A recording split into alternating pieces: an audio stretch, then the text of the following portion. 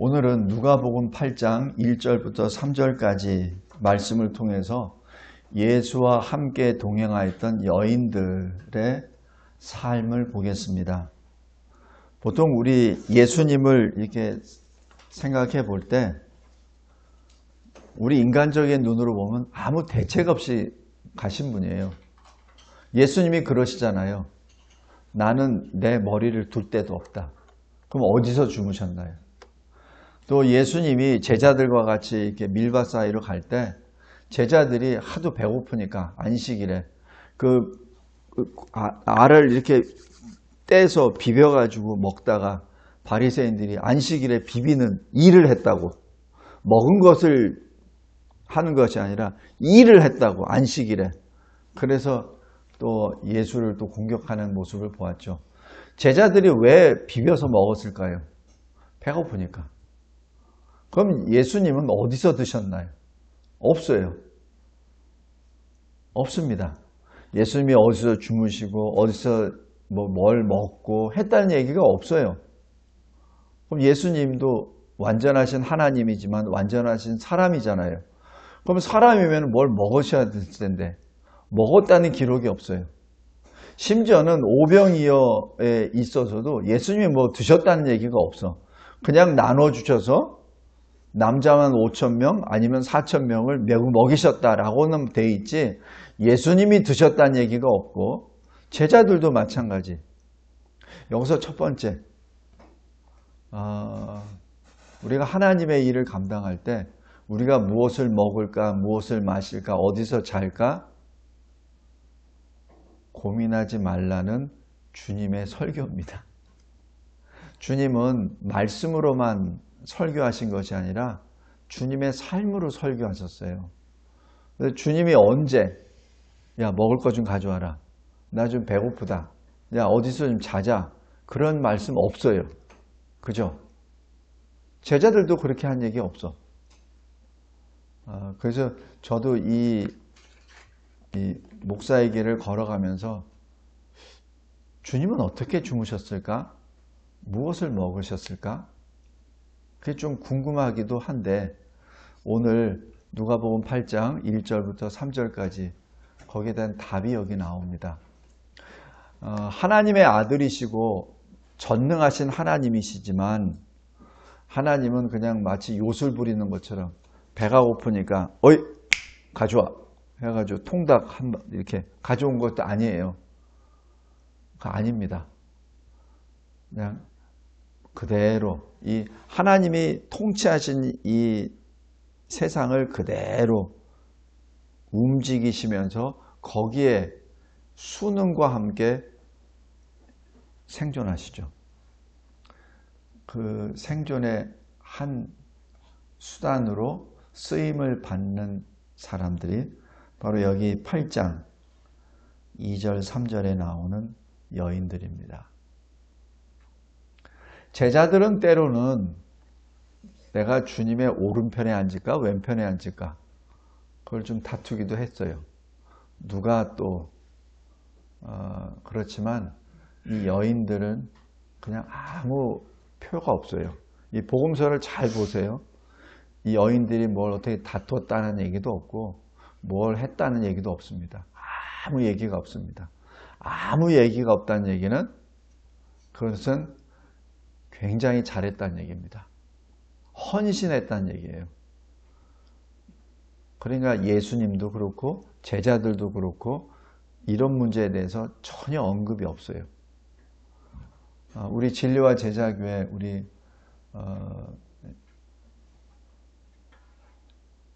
여 집사님 또 권사님 성도들 그들의 삶이 똑같습니다.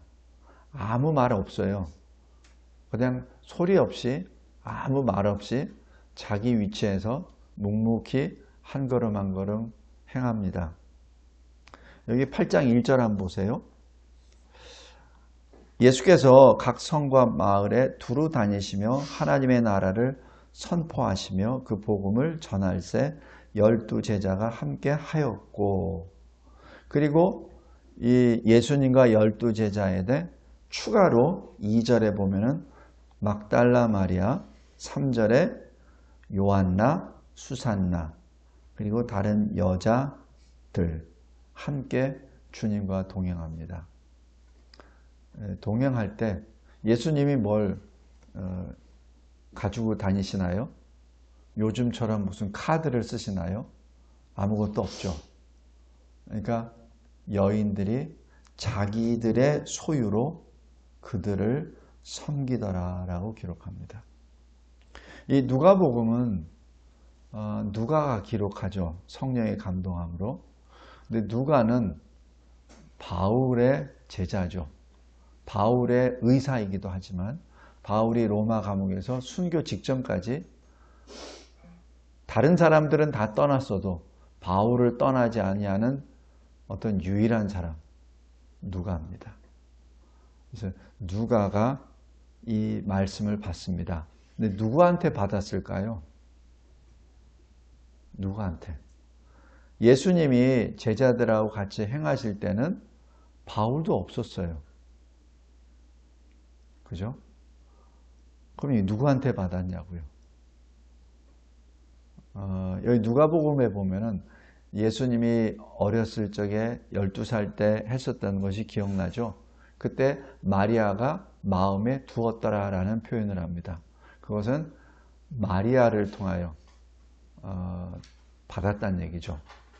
근데 오늘 이 8장의 말씀은 정확하게는 알 수 없으나 아마 이 사도들이 전해줄 수도 있고 이 여인들이 증언할 수 있습니다. 사울이 바울로 변화가 되고 그리고 제자들하고 사도들과 만나기도 하고 만났을 때 또 이 여인들하고도 만났을 때죠. 그래서 여러 통로로 해서 지금 받았기 때문에 이 말씀에 대해서는 분명한 어떤 선이 있고 그리고 여기엔 굉장히 절제된 표현이 있습니다. 왜 그랬을까요? 여인들이 자신의 공로나 자신의 헌신 수고에 대해서 전혀 언급을 안 했다는 얘기가 여기 나옵니다. 그냥 하나. 여인들이 아마 이렇게 했을 거예요. 어떻게 하셨나요? 어떻게 모금하셨나요? 어떻게? 저희들 소유로 감당했죠. 아마 그렇게 얘기했을 거예요. 그리고 거기에 대해서 어떠한 공로나 어떠한 어려움이나 전혀 말 안 합니다. 성도 여러분, 이게 여인들의 모습이었습니다. 그리고 우리들에게 잔잔하게 설교하십니다. 너희도 묵묵히 주의 길을 행하라 라는 말씀으로. 여기서 우리 설교 요약을 보시면은 막달라 마리아, 요한나, 그리고 제자들의 어머니들 거기에 대해서 잠깐 보겠습니다. 막달라 마리아는 우리 잘 알고 있죠. 오늘 여기 2절에서도 그렇고 마가복음 16장 9절에서도 그렇고 7 귀신에 시달렸던 여인입니다.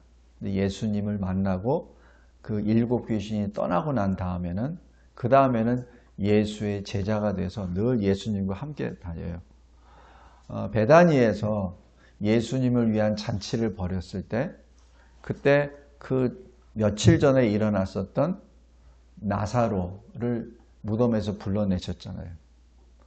무덤에서 불러내시고 그 나사로도 옆에 같이 식사를 하고 있을 때 이 막달라 마리아가 자기가 가지고 있는 최고의 마지막 재산입니다. 옥합. 그것을 깨뜨리죠.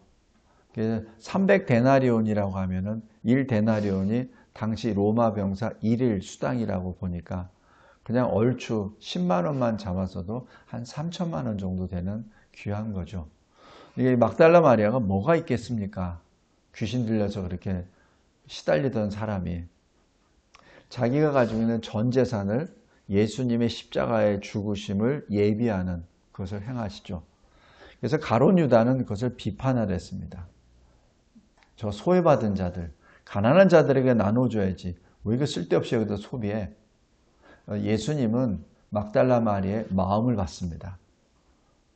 이 여인은 괴롭게 하지 마라. 이 여인은 지금 나의 장례를 예비하고 있다. 그러면서 하시는 명령입니다. 해석해주고 명령해주세요. 이게 지금 우리 제자들 12명이 있잖아요. 제자들이 행한 것을 해석해 주시고 그 제자들의 행위에 대해서 명령해 주신 사례는 없어요. 예수님이 하신 게 없어요. 12제자 중에 아무도 없습니다. 그러나 유독 이 막달라 마리아가 행한 것을 해석해 주세요. 왜 이 여인이 이 비싼 옥합병, 그 여인이 가지고 있는 최고의 자산을 왜 깨뜨렸는지 설명까지 해주세요. 그리고 명령하십니다.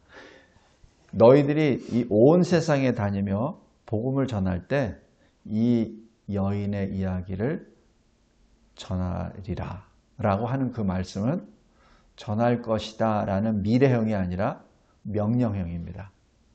전하란 얘기입니다. 왜 저희 사도행전 1장 8절에서도 오직 성령이 너에게 임하시면 쭉쭉 나가다가 땅끝까지 이르러 내 증인이 되리라 이렇게 했죠. 되라 라고 하는 것이 아니라 되리라 라고 하는 얘기죠. 그것이 최고의 명령형입니다. 오늘도 여기 본문에서 나오는 것이 바로 그거예요. 이 여자가 행한 일도 말하여 그를 기억하리라.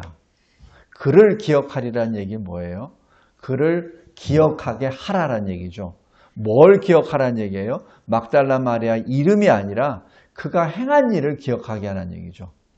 그가 행한 일이 소비가 아니라 예수의 십자가 죽으심을 예비했다는 바로 그 일이라. 다른 제자들은, 남자 제자들은 3번이나 들었는데도 그거를 실감하지도 못했어요. 그리고 그거를 온전히 믿지도 못했습니다. 그러나 이 막달라 마리아는 믿었죠.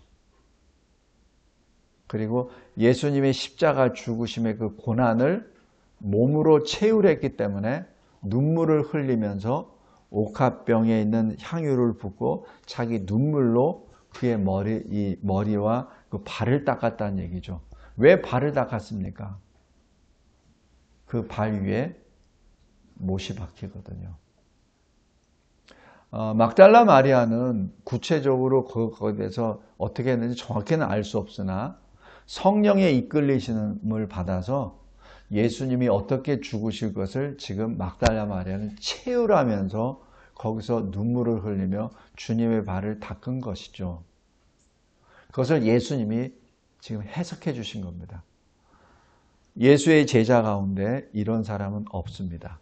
막달라 마리아가 유일합니다. 다시 얘기해서 이 막달라 마리아는 예수님의 십자가 죽으심을 체휼하면서 자기의 모든 것을 드렸고 십자가에 달려 죽으실 때 그 현장에 있었고 부활하신 그날 새벽에 다른 마리아들과 같이 달려가서 빈 무덤을 보았고 다른 사람들은 다 떠났지만 막달라 마리아 혼자 그 빈 무덤을 바라보며 울었던 여인이요. 그래서 그 막달라 마리아에게 하나님 아버지께 승천하셔 올라가시기 전에 예수님이 직접 만나 주신 유일한 사람이 막달라 마리아입니다. 그것을 예수님이 어떤 설교를 하시는 건가요? 네가 그토록 나에게 간절히 나를 보기를 원한다면 내가 너를 만나 주리라. 지금 그 설교입니다. 우리가 때로는 기도를 하면서 하나님 왜 제 기도는 아직까지도 이렇게 더딥니까? 라고 간청할 때가 있죠.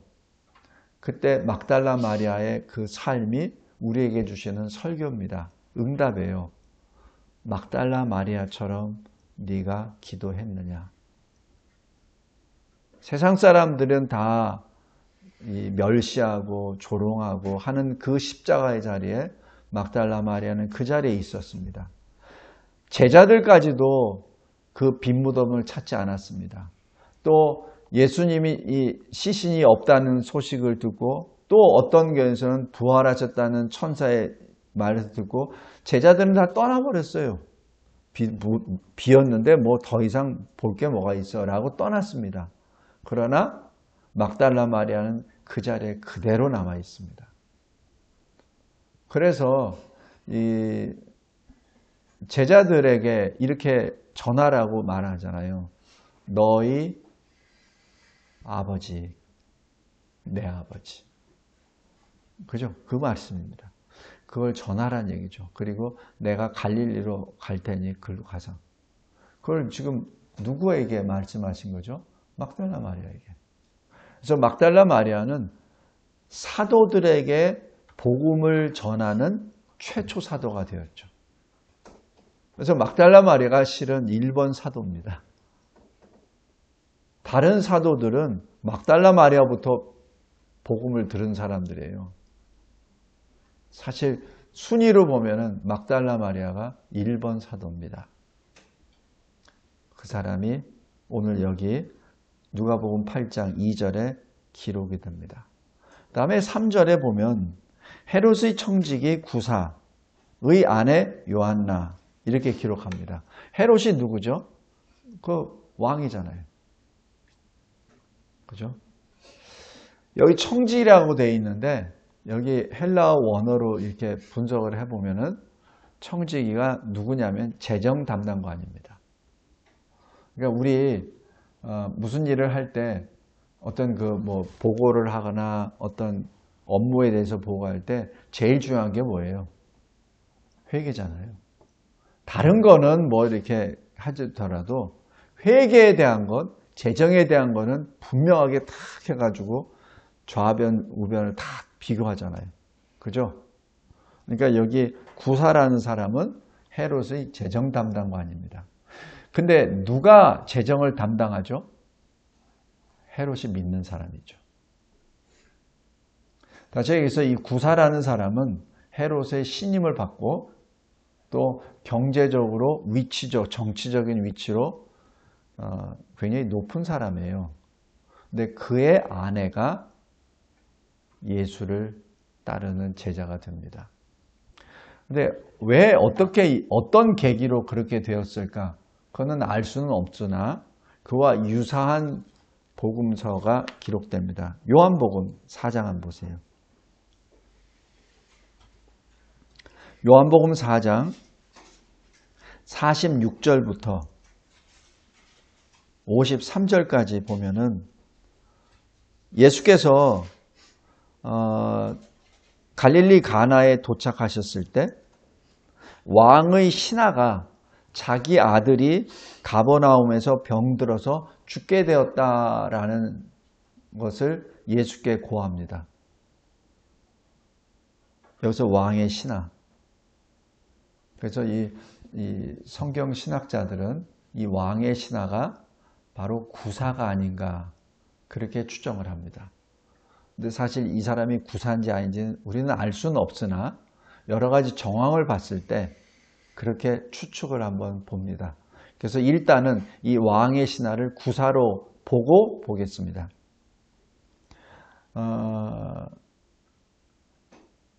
이 구사가 내 아들의 병을 고쳐주세요라고 예수께 간청하죠. 그랬을 때 여기 예수께서 50절에 가라, 내 아들이 살아있다 이렇게 말씀합니다. 아무 얘기 안 하세요. 그냥 가라. 그러니까 예수님이 하시는 명령은 굉장히 간단해요. 뭐 복잡하지도 않습니다.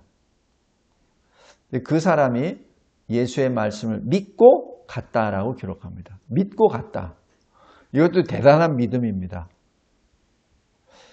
그런데 내려가는 길에 51절에 그 구사의 종들이 오다가 아이가 살아났습니다. 이렇게 말합니다. 아마 이런 얘기를 하는 거 보면은 이 아버지가 예수를 만나러 갔을 때는 아이가 거의 죽게 되었다는 것을 본 거죠. 더 이상 가망이 없다는 것을 봤기 때문에 예수님께 마지막으로 그렇게 간구한 거고 이제 내가 돌아가면은 죽어 있겠구나 라는 생각을 했을 거예요. 그 정도로 위급한 상태죠. 그런데 자기가 집으로 가는 도중에 종들이 와서 아들이 살았습니다. 이렇게 말한 거예요. 그래서 52절에 그래 언제 낳았느냐라는 것을 물었을 때 예수께서 내 아들이 살아있다 말씀하신 그때가 바로 그때였다라는 것을 깨달아 알은 거죠. 그 결과 어떻게 되죠? 53절 후반부에 자기와 그 온 집안이 다 믿으니라.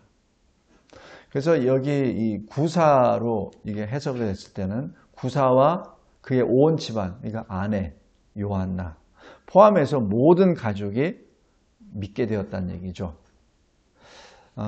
다시 여기 누가복음 8장 3절로 들어가면 바로 그 구사의 아내 요한나가 자기 아들이 예수님에 의하여 나음을 받고 그 다음에 예수의 제자가 되었다는 것으로 연결이 됩니다. 만약에 여러분의 아들이 죽게 되었는데 예수님에 인해서 만약에 병이 나아서 살았다면 엄마로서 여러분 어떻게 하겠습니까? 아마 한두 번은 돕겠죠. 그러나 끝까지 가는 것은 그것은 엄마가 아니라 예수의 제자로 나아갔을 때 가능합니다. 엄마로서는 아들을 살려주신 분이기 때문에 몇 번은 해요. 그러나 예수를 끝까지 섬기는 것은 엄마가 아니라 예수의 제자가 되었다는 뜻입니다. 그리고 이게 사도행전 한번 보세요. 사도행전 13장 1절 보세요. 이 안디옥 교회에 5명의 지도자가 1년 만에 세워지죠. 교회가 개척된 다음에. 그래서 맨 앞에는 바나바, 맨 뒤에는 사울.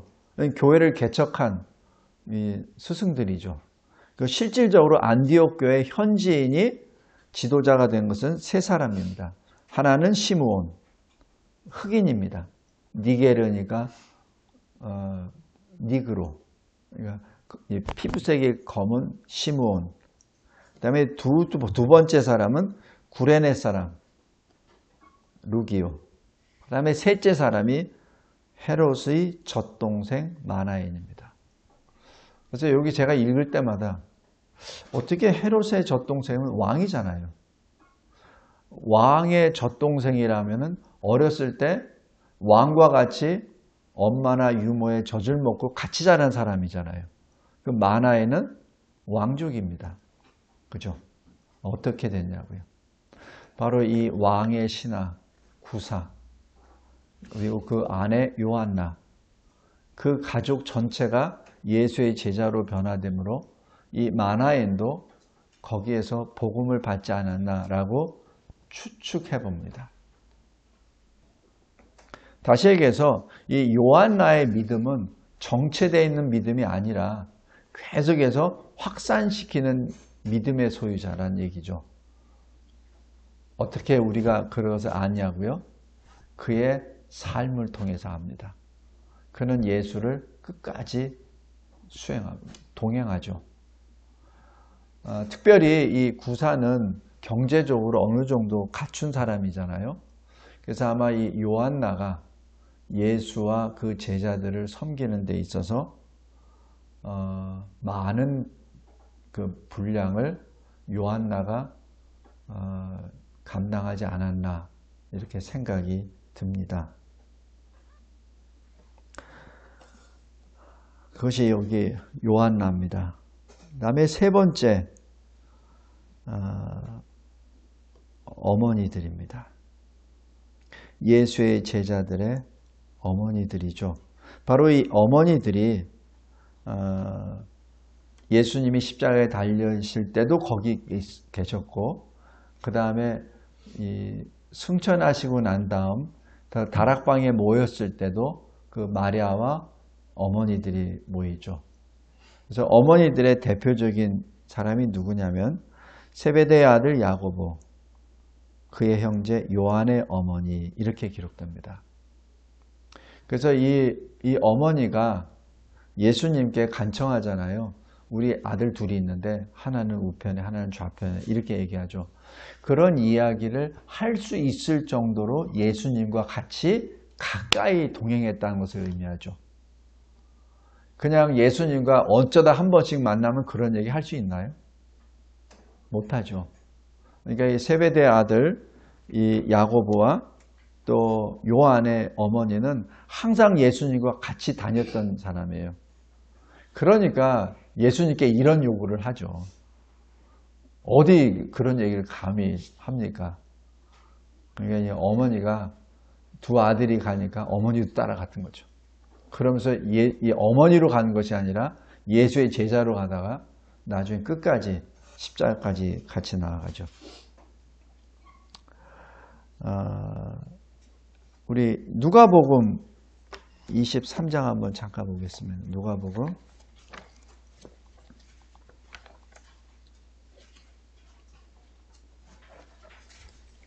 누가복음 23장 49절 보면 십자가에 주님께서 영원히 떠나실 때 예수를 아는 자들과 갈릴리로부터 따라온 여자들도 다 멀리 서서 이 일을 보니라. 바로 여기 예수와 함께 동행했던 여인들이 여기 서 있다는 것을 의미하죠. 그 다음에 여기 24장 10절 한번 보십시오. 안식 후 그 무덤에서 예수의 부활을 들었을 때 참석했던 사람들 10절에 이 여자들은 막달라 마리아와 요한나와 야고보의 모친 마리아라. 아까 세베대 아들 야고보, 그죠? 그의 어머니. 또 그들과 함께한 다른 여자들도 이것을 사도들에게 알리니라. 바로 이 여인들이 사도들에게 예수의 부활 복음을 전하는 자가 되었다는 것을 알 수 있습니다. 우리 사도행전 한번 보세요.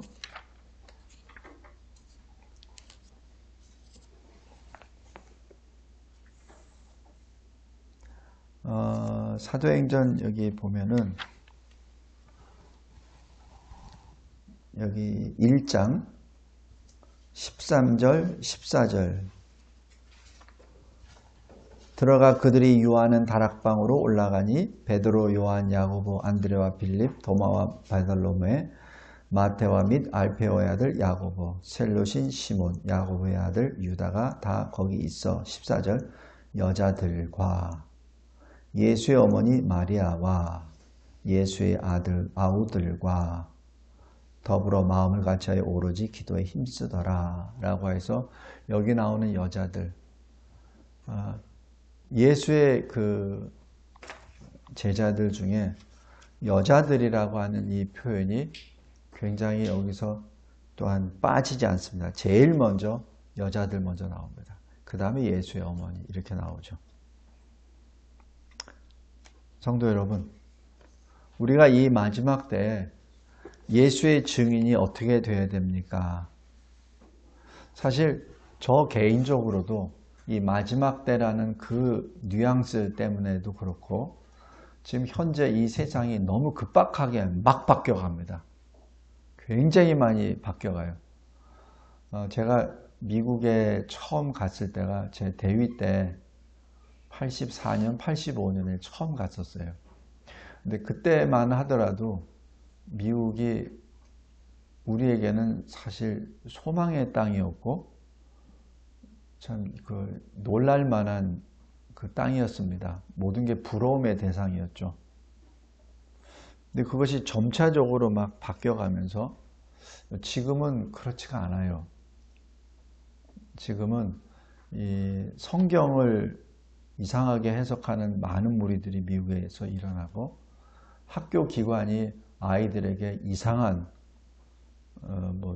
젠더에 대한 교육을 그냥 앞서서 가르치는 교회 그런 나라가 되어버렸고 그리고 미국 가면 좀 성숙된 자유민주주의 국민들이 살고 있고 표현을 하더라도 굉장히 점잖게 수준 높게 정치인들이 말하더라도 수준 높은 조크를 하면서 대담도 했고 그랬어요. 근데 최근 들어서는 그러지 않아요. 그냥 막말로 그냥 막 들어가 버립니다. 우리나라도 마찬가지고. 그래서 왜 이렇게 됐지? 라는 것을 봤을 때 좀 이상하다. 세상이 지금 굉장히 급물살을 타면서 지금 바뀌고 있다는 것을 봅니다. 그런 거를 보면은 사실 이 마지막 때가 사실 좀 두렵습니다. 솔직한 심정으로. 근데 제자들과 이 여인들의 마음을 한번 생각해 봤어요. 예수님이 3번이나 말씀하시잖아요. 조금 후면은 내가 어디 끌려갈 거야. 제자들의 마음이 어떻겠습니까? 굉장히 불안하죠. 무섭죠. 그리고 예수님이 자꾸 이상한 말씀을 하죠. 내가 지금은 있으나 잠시 후에는 없어지고 그 다음엔 또 오고. 그게 무슨 말이지? 또 어디 팔려가서 어디 그럼 어떻게 된다는 얘기야? 우리는 뭐야? 예수님이 우리에게 주시는 말씀은 무서워하지 마, 두려워하지 마, 내가 세상을 이겼어. 근데 이긴 분이 왜 죽어야 돼? 그걸 생각 안 하겠습니까? 그런데 여인들은 아무 표현 안 합니다. 그저 주님만 그대로 따라갑니다. 아무런 요동이 없어요. 그렇다고 해서 그분들이 무슨 초연한 자세로 예수님이 십자가에 달려 죽으셨는데 울지도 않고 가만히 있는 게 아니에요. 가장 많이 슬퍼했고 빈 무덤에서 계속 끝까지 남아서 주님의 이름을 불렀던 사람들입니다. 왜 그분들이라고 두렵지 않겠습니까? 왜 무섭지 않겠습니까? 성도 여러분, 마지막 때 우리가 어떻게 살아야 됩니까? 한 좋은 설교 내용이 바로 여인들입니다. 아무 말 안 합니다. 자신들의 이름도 내지 않습니다. 그리고 자기들이 무엇을 어떻게 했다는 얘기도 없습니다. 그러나 3년 공생애 동안 예수님과 그 제자들은 이 여인들의 섬김으로 인하여 3년 공생애를 통과할 수 있게 되었죠. 이분들이 예수의 제자들입니다. 이분들이 이렇게 할 수 있었던 것은 이 여인들의 안에서 착한 일을, 하나님이 기뻐하시는 일을 시작하시는 이가 그들을 끝까지 이끌어가 주셨죠. 바로 성령의 여인들이었습니다. 복음을 받은, 예수 복음을 받은, 예수를 만난 그 첫날부터 이 일에 참여하게 되었죠. 이 여인들, 우리들의 선한 본입니다. 기도하겠습니다. 감사하고 감사합니다. 예수의 제자들 가운데 여인들의 순종의 삶을 봅니다. 아무 표현도 없습니다. 아무 말도 없고 어떠한 자기 자랑도 없습니다. 그러나 주님이 곧 고난을 받으실 그 현장에 그 여인들은 있었고, 주님이 무덤에 누워 계실 때, 부활하실 때, 빈 무덤이 되었을 때 그 여인들은 그곳에 있었습니다. 승천하시고 난 다음에도 예수님이 약속하신 성령을 또 소망하며 기도하며 제자들과 함께 그 자리에 있었습니다. 500여 형제에게 동시에 예수님이 나타나셨다고 고린도전서 15장에 기록되어 있습니다. 그 500여 명의 형제들 가운데 120명밖에 다락방에 모이지 않았습니다. 그러나 여인들은 380명의 대열이 아니라 그 120명의 무리에 앞장서 있었습니다. 예수님이 이 세상에 계시든 안 계시든 주님이 주신 그 약속을 의지하며 예수의 이름으로 함께 그 자리에 있었습니다. 그들의 삶, 그들의 죽음이, 그들의 헌신이 우리에게 설교하고 있습니다. 주님 감사합니다. 그 여인들의 삶의 설교로 우리들을 다시 감동케 하여 주시고 우리가 이 마지막 때 어떻게 살아야 되는지 알게 해주신 주 성령의 가르치심에 다시 한번 엎드려 경배를 드립니다. 주님, 이 마지막 때 어린 양 주 예수 그리스도께서 어디로 인도하든지 따라가는 여인들의 발걸음이 우리들의 발걸음이 되게 하옵소서. 예수 그리스도의 이름으로 기도드리옵나이다. 아멘.